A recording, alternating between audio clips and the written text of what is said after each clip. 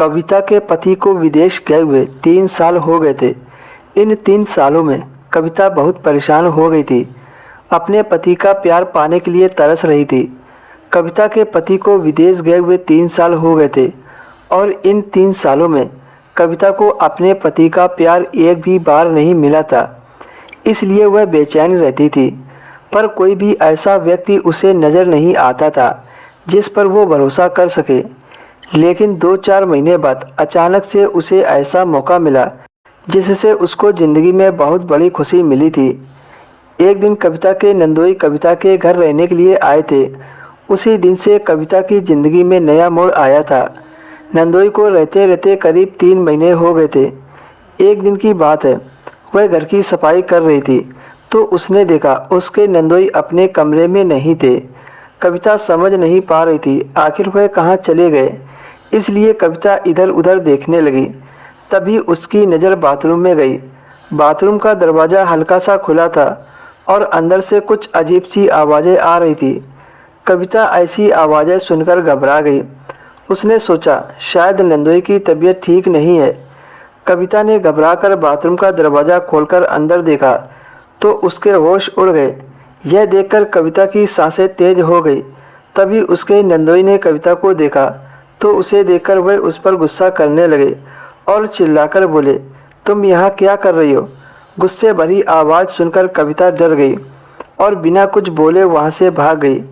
इस घटना के बाद कविता अपने नंदोई लखन से नज़रें भी नहीं मिला पा रही थी। बर्तन धोते समय कविता की छोटी बेटी तंग कर रही थी तो मजबूर होकर कविता को अपनी बेटी को देने के लिए लखन के पास जाना पड़ा। उस वक्त लखन सामान्य तरीके से पेश आए। इससे कविता की शर्म खत्म हो गई और वह फिर से लखन के सामने आने जाने लगी और पहले जैसा व्यवहार करने लगी। लेकिन कविता की आंखों में वह घटना पूरी तरह से बस गई थी जो उसने बाथरूम में देखा था। अगली रात कविता की बेटी सोने से पहले रोने लगी। कविता ने उसे हर तरह से चुप कराने की कोशिश की। जब वह चुप नहीं हुई तो वह नंदोई जी के कमरे में ले गई और उनसे चुप कराने को कहा। उसके नंदोई ने बेटी को लिया और तेल लाने को बोला। कविता ने उन्हें तेल लाकर दे दिया। नंदोई ने बेटी के पेट में तेल लगाया और कुछ ही देर में बेटी चुप होकर उनकी गोद में सो गई। कविता अपने कमरे में आकर कपड़े बदलने लगी।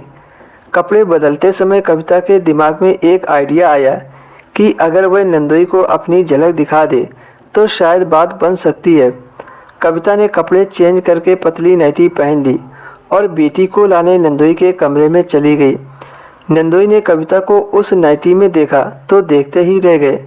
उनकी नज़रें कविता के वहाँ पर से हट नहीं रही थी। कविता समझ गई थी कि नंदोई उसकी जाल में फंस गए हैं। बस अब उस वक्त की देरी है जो कविता के दिल में चल रही थी। कविता ने अपनी बेटी को लिया और कमरे में सुला दिया। जैसे ही कविता दरवाज़ा बंद करने गई तभी नंदोई वहाँ आ गए और कविता को पकड़ लिया। कविता ने नंदोई की एक भी हरकत पर विरोध नहीं किया। वह हर काम में नंदोई का साथ दे रही थी।